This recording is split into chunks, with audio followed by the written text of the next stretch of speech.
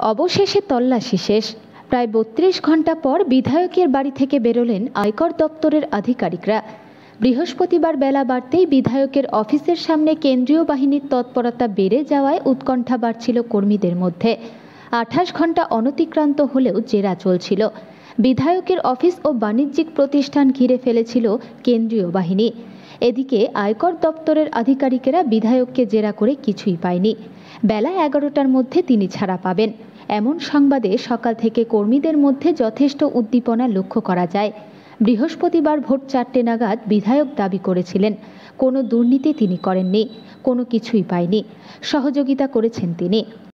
আমি একজন বিজনেসম্যানও, আর সেই হিসাবে ইনকাম ট্যাক্স যেটা আমার এখানে সার্চ করতে এসেছিল সেটা একজন বিধায়ক হিসাবে করতে আসেনি, সেটা একজন বিজনেসম্যান হিসাবে করতে এসেছিলো। আমি কয়েকটা কোম্পানিতে ডাইরেক্টর রয়েছি, তারা তাদের কাজ করেছে, আমার যেটা উত্তর দেওয়ার আমি তাদেরকে দিই।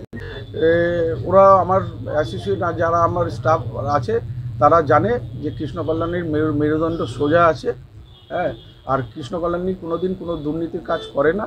তো সেই আশ্বাস বিশ্বাস আছে, আর সেই আশ্বাস বিশ্বাস আজকে আমি রায়গঞ্জবাসীর মুখের মধ্যে দেখলাম, যে হিসাবে জনস্রোতের সাথে আমাকে ওয়েলকাম করলো, আমি তাদেরকে অন্তরস্থল থেকে আমি কৃতজ্ঞতা জানাচ্ছি।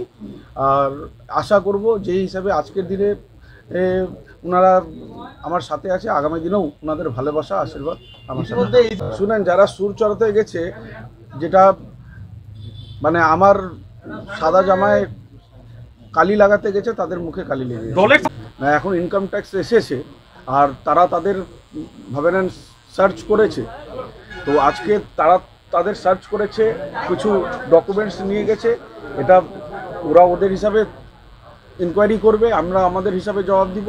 তবে কৃষ্ণ কল্যাণীর এখান থেকে কোনো রকম কালো সম্পদ, কালো ধন পাইনি। শুভেন্দু অধিকারী বিধানসভায় আপনি একসময় অভিযোগ করেছিলেন শুভেন্দু অধিকারী আপনার বাড়িতে ইডি এবং ইনকাম ট্যাক্স পাঠানোর হুমকি দিয়েছিল, সেটারই কি প্রতিফলন বলে আপনার মনে হচ্ছে? এটা দেখুন, একটা সামহাও একটা প্রতিহিংসার রাজনীতি তো লোডশেডিং অধিকার করছেন, এর মধ্যে কোনো সন্দেহ নেই। আজকে আমাদের group Kalyani Solvex private limited 2017-তে ইন্ডিয়া এসএমই অ্যাওয়ার্ড উইনার, আর কৃষ্ণ কল্যাণী আমি 2021-এর আইকন, নর্থ বেঙ্গলের আইকন অফ দ্য ইয়ারের অ্যাওয়ার্ড উইনার। তো আজকে ভাবে নেন, কৃষ্ণ কল্যাণী হয়তো বিজেপিতে অবস্থান নেই, তার অবস্থান আপনারা সবাই জানে কোথায় আছে।